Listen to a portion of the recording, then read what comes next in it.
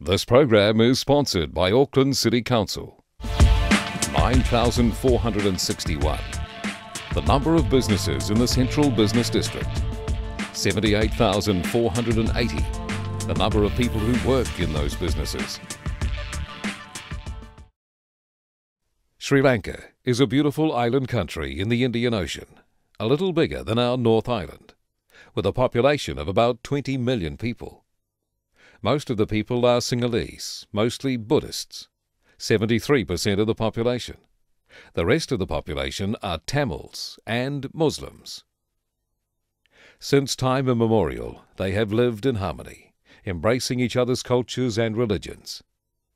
Sri Lanka's pristine beauty with natural surroundings makes it an international tourist attraction, with ocean waters, breathtaking scenery, and smiling people. This beautiful island, famous for its hospitality and laid-back attitude, with children running carefree and barefoot in paddy fields, personifies the true meaning of a simple way of life, in harmony with nature. For decades, the country has witnessed the sleepy way of life giving way to a nightmare of death and devastation. The Sri Lankan High Commissioner to Australia, Kusum Balapatabendi, in this exclusive interview, gives an insight into the conflict and talks about the current situation in Sri Lanka.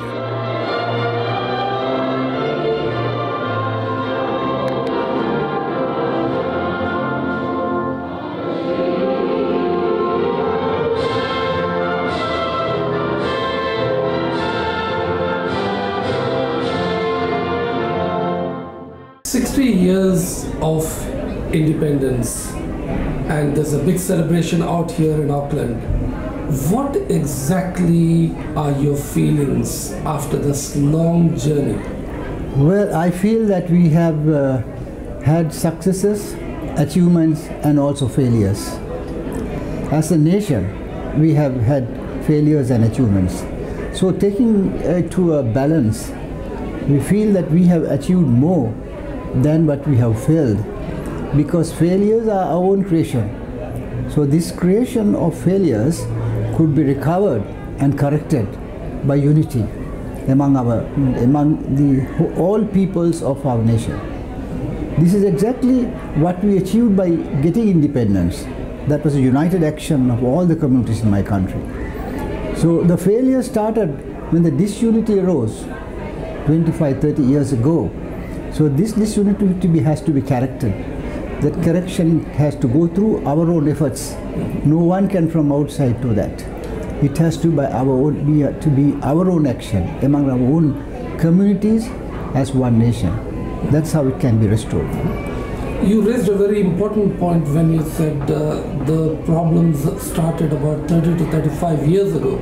Could you be specific on that? Well, the problem started when the terrorists started working against their own people. If you analyze what they have done more damage to the Tamils than anybody else has done to the Tamils. They have killed the largest number of Tamils in their own country, their own people, and not only the people of our country, but even the Prime Minister of India, Rajiv Gandhi.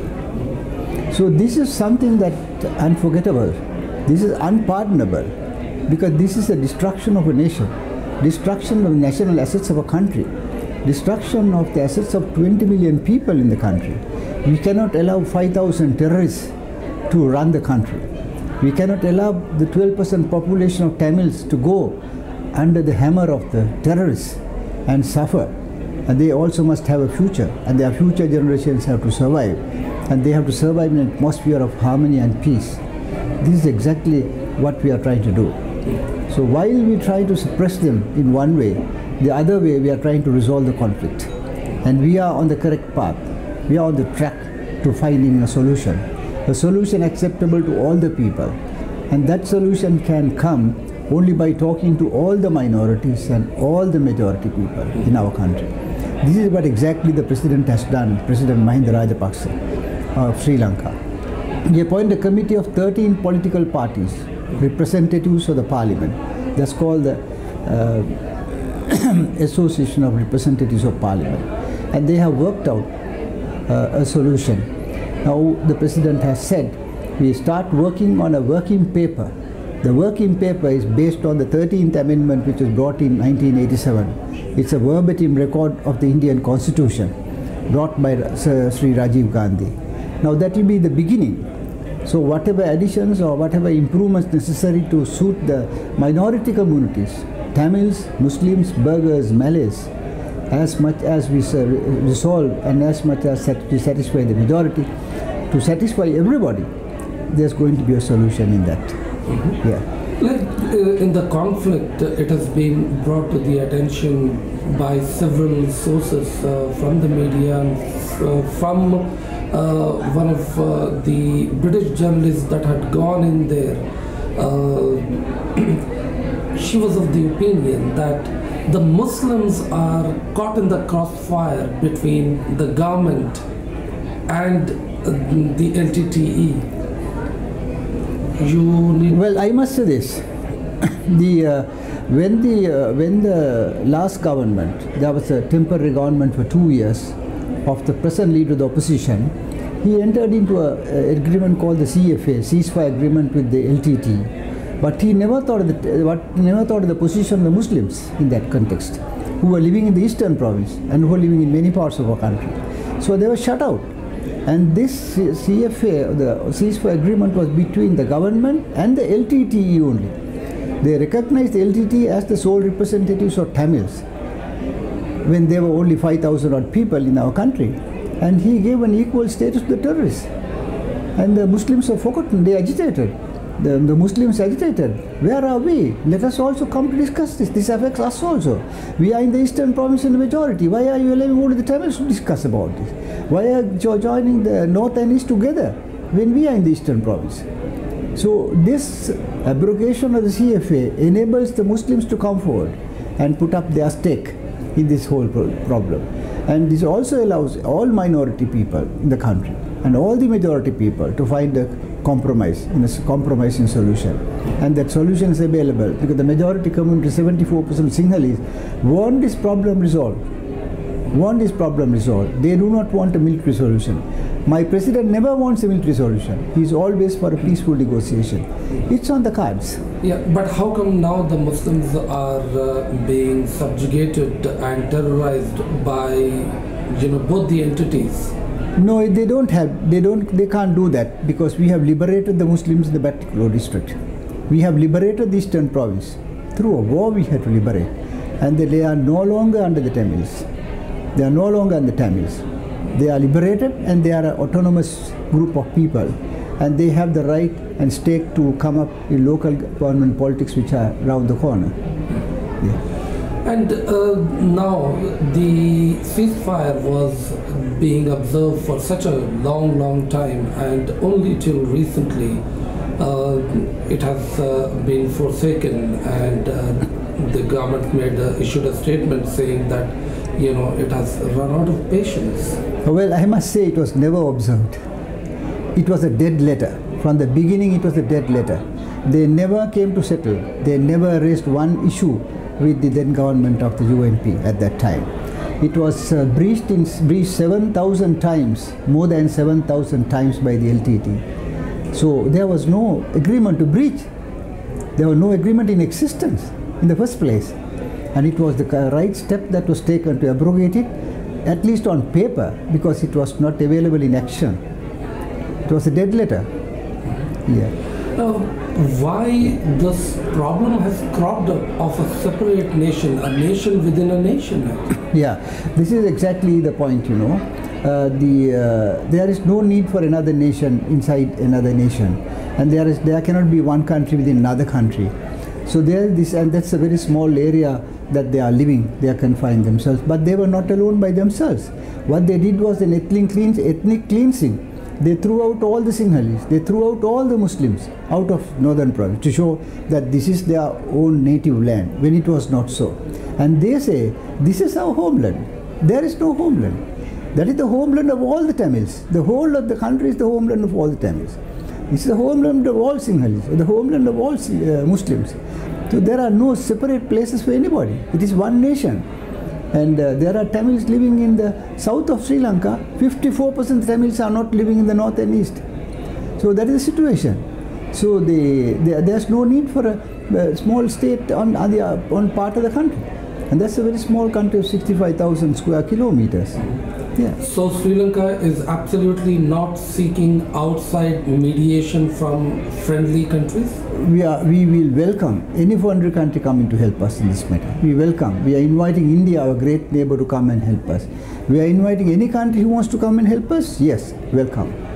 Because it is something that they should do. It is something they should, because there's global terrorism now. It's raising its head, its ugly head, and it's causing a lot of problems for the entire world. So all nations must get together, not only in Sri Lanka, the other neighboring countries, the SAARC region, and even the European countries must get together. And in fact, they have the EU, 25 countries together, they banned the LTT. USA banned the LTT, UK banned the LTT, India banned the LTT, Japan banned the LTT. So they have proved that these are fellows not wanted. That is why they banned the LTT. So there is a kind of cooperation from the rest of the world. But it is not easy for us to give up, retaliating when they attack. As a government, we cannot do that. We cannot allow them to destroy buses. We cannot allow them to destroy trains. We cannot allow them to destroy our resources, which they are doing. They are killing innocent civilians. People can't go in a bus. People can't go in a train today. That is the situation. In that situation, well, the government has to act. Government has to respect the sovereignty and the territorial integrity of the country. That's the top priority. So, like, it might be so fascinating to see all the different religious ethnic groups living in peace and harmony outside the shores of Sri Lanka, but in Sri Lanka itself, then it's another picture. Well, that is confined to a particular area only. But the rest of the country, if you take 95% of the population, they are united. There is total harmony. It is 5,000 fellows who are creating problems in the north end. North, not in the east also now. They were totally thrown out. So in some parts they come in small, suicide bombers with a suicide kit. So the ladies come with a bomb tied to their breast and they explode. So the other religions, people are, there's a lot of intermarriage in our country between peoples of all religions. Christians, even here you get a lot of Christians getting married to Buddhist families. Even here, Sinhalese and Tamils getting married. Look, yesterday I was talking to some people like that. So there is a kind of harmony existing. All the unpleasantness and the problems are created by the terrorists.